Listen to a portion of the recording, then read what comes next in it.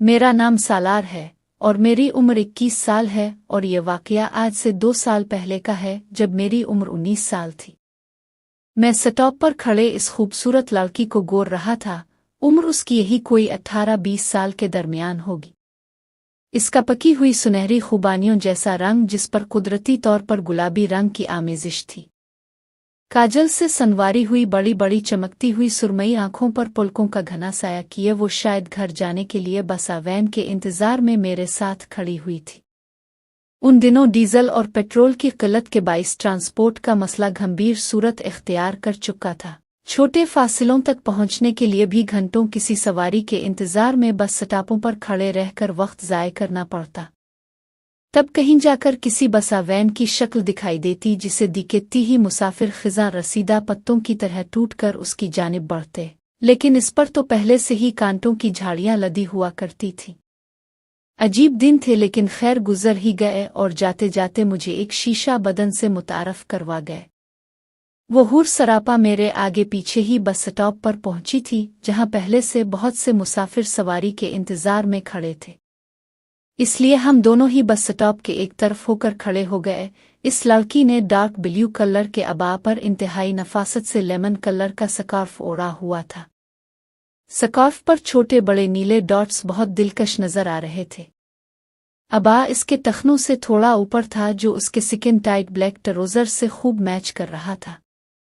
कद उसका दरमियाना था लेकिन छोटी सी हील पहनने की वजह से देखने में बेहद भला लग रहा था। मैं भी घर जाने के लिए किसी सवारी का मुंतजिर था लेकिन स्टॉप पर काफ़ी देर इंतज़ार करने के बाद भी जब कोई सवारी ना मिली तो मैंने पैदल ही घर जाने का इरादा कर लिया। क्योंकि वक्त गुजरने के साथ साथ स्टॉप पर रश बढ़ता ही चला जा रहा था, लेकिन इस अजनबी लड़की को यूं तन्हा रश में छोड़कर अकेले जाने को मेरा दिल नहीं मान रहा था। क्योंकि पौने घंटे से ज़्यादा की रफ़ाकत हम दोनों के दरमियान हो गई थी, वो अजनबी लड़की मेरे साथ ही खड़ी थी। इस पौने घंटे के दौरान मेरी और इस लड़की की नज़रें मुतदर बार एक दूसरे से टकराई थी। न जाने क्यों इस अनजान सी हुसैन लड़की के लिए मेरे दिल में आप ही आप एक जगह सी बन गई थी।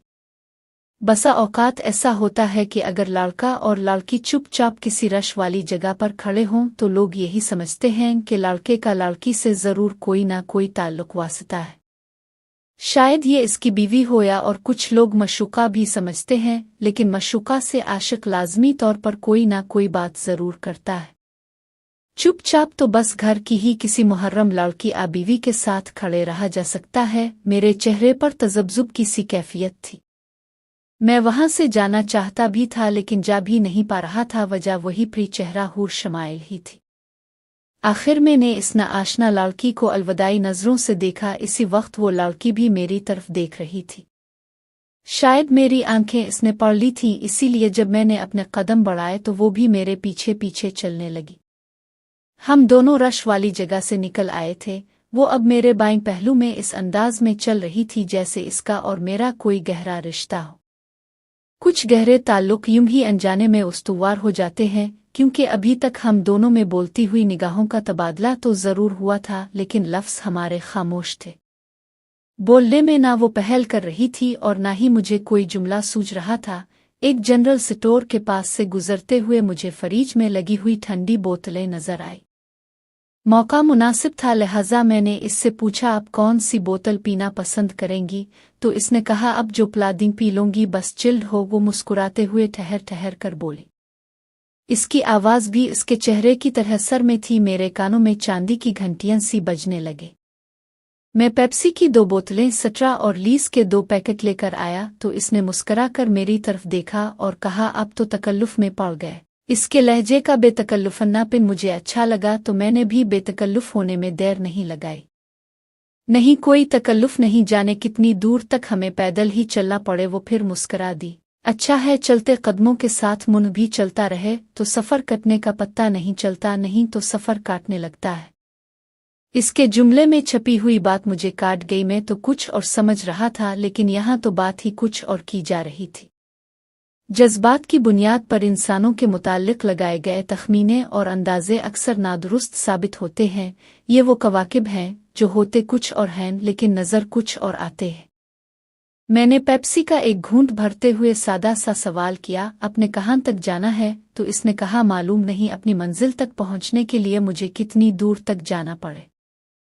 क्या खबर मैं पहुंच भी पाऊं, रास्ते में ही थक कर बैठ जाऊं? अब बताएं, अपने कहाँ जाना है? इस अजनबी हसीना का सवाल नुमा जवाब मेरे लिए इंतहाई गैर मुतवक्के था।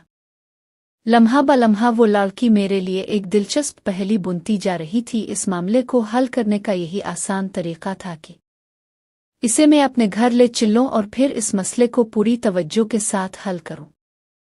अगर इसी रफ्तार से हम दोनों चलते रहे तो शायद 30 मिनट्स के बाद मेरा ठिकाना आ जाएगा, और अगर थोड़ा तेज चलें तो हो सकता है हम 15 मिनट्स में घर पहुंच जाए।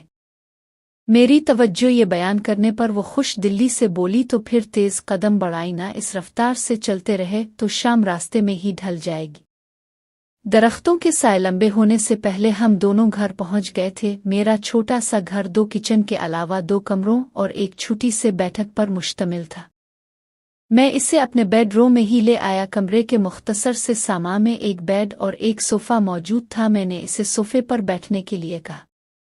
अभी तक हम दोनों एक दूसरे के नामों से नाआशना थे। सोफे पर बैठते ही उसके ज़हन में आया कि वो अपना तारुफ करवाए। इसने अपने ही अंदाज में आगाज़ सुखन किया। मेरा नाम और काम जानने का आप ज़रूर इश्तियाक होगा। मुझे भी यही 2 बातें आपसे पहले दरियाफ्त करनी हैं, बाकी सवाल और जवाब होते रहेंगे। मेरा नाम बलीना है। अपने नाम के मानी की तरह मैं भी खुदरो पौधे की तरह हूँ, अभी तक कनवारी हूँ और मैं ग्रेजुएट हूँ। शौकिया कुछ अरसा एक स्कूल में बच्चों को पढ़ाती भी रही हूँ, लेकिन मैं एक तवाइफ की बेटी हूँ।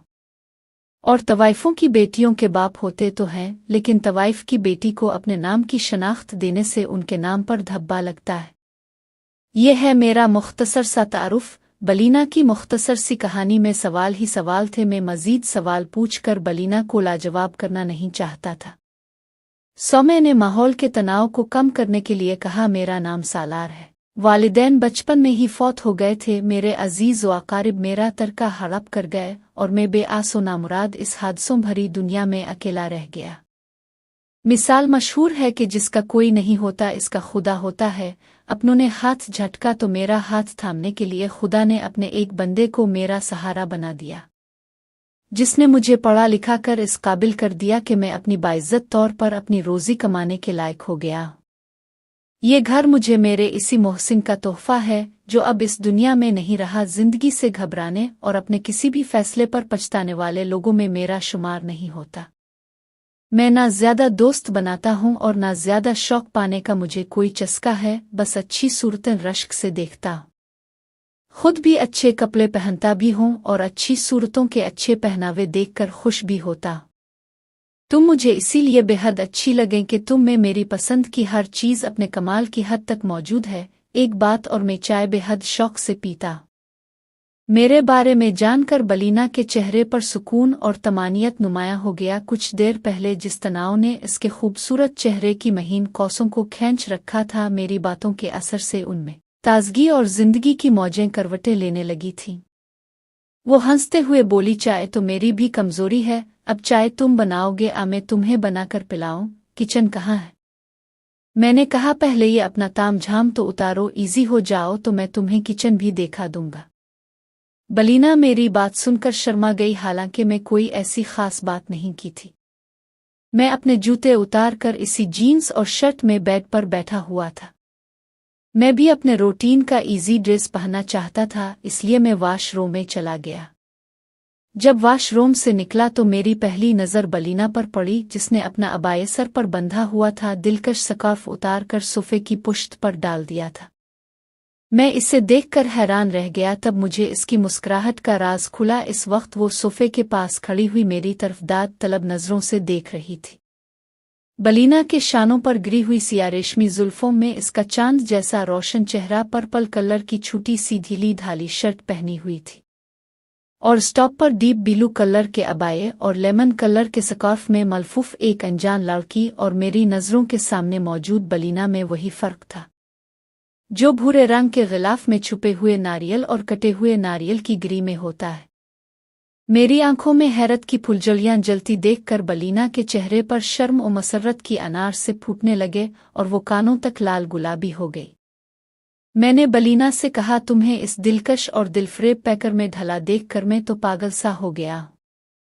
سنبھلنا میرے لیے انتہائی دشوار ہو گیا ہے۔ اگر میں بس اسٹاپ پر ابایا اور سکارف پہنے چپ چاپ کھڑی لڑکی کے اندر جھانک کر اس کا یہ دلفریب روپ دیکھ لیتا تو سچ کہتا ہوں میں سب کے سامنے تمہیں اٹھا کر بھاگ جاتا، اور میں اپنی باہیں پھیلا کر بلینا کی جانب بڑھا تو وہ وارفتگی کے عالم میں آ کر میرے سینے سے لگ گئی۔ میں نے ان لمحات میں بھی ایک خدشے کا اظہار کیا، جانی کہیں تم یہ سمجھو کہ میں تمہیں مفت کا مال سمجھ کر ہڑپ جانا چاہتا ہوں، کیونکہ ابھی ہمیں ملے چند ہی گھنٹے گزرے ہیں اور ان چند گھنٹوں میں ہی ہم نے پیار کی ساری منزلیں طے کر لی ہے۔ کل کو تمہارے دل میں کہیں یہ خیال نہ آئے کہ میں نے تمہارے اکیلے پن کا فائدہ اٹھایا ہے۔ میری بات سن کر بلینا نے میری بالوں پہ اپنی انگلیاں پھرتے ہوئے کہا، میری جان میں نے تمہیں اپنی داستان سرسری انداز میں سنائی تھی، اب تمہیں پوری بات سنا دیتی ہوں۔ یہ تو میں بتا ہی چکی ہوں کہ میں ایک طوائف زاد ہوں۔ میں ابھی 19 سال اور 11 ماہ کی ہوں، اس لیے میری ماں نے ابھی تک مجھے دھندا کرنے کا نہیں بولا، لیکن 20واں سال چڑھتے ہی ماں مجھے دھندے پر لگا دے گی، لیکن میں دھندے نہیں کرنا چاہتی۔ اسی لیے میں نے اپنی ماں سے 1 ماہ کی اجازت لی تھی کہ میں نے اگر اس 1 ماہ میں اپنی زندگی کا ہم سفر ڈھونڈ لیا تو مجھے دھندے کے لیے مجبور نہیں کریں گی۔ میں بڑے انہماک سے اس کی انوکھی داستان سن رہا تھا۔ وہ کہہ رہی تھی، میں نے جب سے جوانی کی دہلیز پر قدم رکھا تھا اس دن سے میں اپنا جیون ساتھی ڈھونڈ رہی ہوں، لیکن کوئی میرے معیار پر پورا نہیں اترا۔ میں ڈھونڈتے ڈھونڈتے تھکی نہیں، چلتے چلتے رکی نہیں۔ مجھے یقین تھا کہ ایک دن میں جس جیون ساتھی کی تلاش میں ہوں اسے میں ڈھونڈ ہی لوں گی۔ وقت مٹھی میں قید کی ہوئی ریت کی طرح تیزی سے نکلتا چلا گیا، اور پھر یہ آخری مہینہ آ گیا۔ جانی زندگی کے اتنے طویل سفر میں کیا ایک بھی شخص ایسا نہیں تھا جو تمہارے معیار پر پورا اتر سکتا۔ میں اپنے وہ سوال جو کسی مصلحت کے تحت اس وقت نہ کیے تھے جن نے بلینا نے مجھے اپنا تعارف کروایا تھا، جان جی ایک بھی نہیں ملا، اور نہ ہی کوئی میرے معیار سے ملتا جلتا کوئی ملا۔ جو ملا وہ اپنے ہاتھوں میں ترازو تھامے ملا، ایک پیمانہ لیے ملا۔ جان جی انسانوں کو پیمانوں سے نہیں ناپا جانا چاہیے، اور نہ ہی انسانوں کو ان کے حالات کے ترازو میں تولنا چاہیے۔ میں اس ناپ تول کے نظام کے خلاف ہوں۔ تم واحد شخص ملے ہو جو میرے مزاج کے رنگ میں رنگا ہوا تھا، نہیں تو میں 1 ماہ ہونے کو آیا ہے میں روز اسی طرح سج بن کر شہر بھر مختلف بس سٹاپوں کی دھول پھانکتی رہی ہوں، اور روز میری ماں مجھ سے کہی تھی، بیٹا کوئی ایسا نہیں ملے گا جس کے ہاتھ میں ترازو نہ ہو، سب تجھے اپنی میزان تولیں گے، پلے باندھے وہ اپنے رکھیں گے، خود تولا بنے گے اور تجھے اپنے ترازو میں تولیں گے۔ میں ماں سے روز یہی کہتی تھی کہ ابھی میری مہلت میں کچھ دن ہیں، میں ساتھی آخری دن کی رات تک ڈھونڈو گی، نہ ملا تو پھر جو تم چاہتی ہو کر لوں گی۔ ماں نے کہا تھا کہ جس دن تم گھر واپس نہیں آئیں تو میں سمجھ لوں کہ میری بیٹی کو اس کی زندگی کا ساتھی مل گیا ہے، اس لیے اب یہی میرا گھر ہے اور تم ہی میرے لیے سب کچھ ہو۔ بلینا اپنے یقین کی داستان مجھے سنا رہی تھی۔ یہ اتفاق ہی تھا کہ میں اس سٹاپ پر موجود تھا جہاں پر بلینا کھڑی ہوئی تھی۔ میں نے اس انوکھی حسینہ کے ماتھے کو بوسہ دیا جو اس کی ہمتوں اور جرتوں کا اعتراف تھا۔ جانی میں نے بھی اپنی زندگی میں بے شمار نشیب و فراز دیکھے ہیں، بہت سے چہرے میری نظروں کو بھائے، لیکن میں کسی کو اپنی دہلیز تک لے کر نہیں آیا۔ تم وہ پہلی اور آخری لڑکی ہو جس نے میرے دل کی اور گھر کی دہلیز ایک ہی قدم میں پار کر لی ہے۔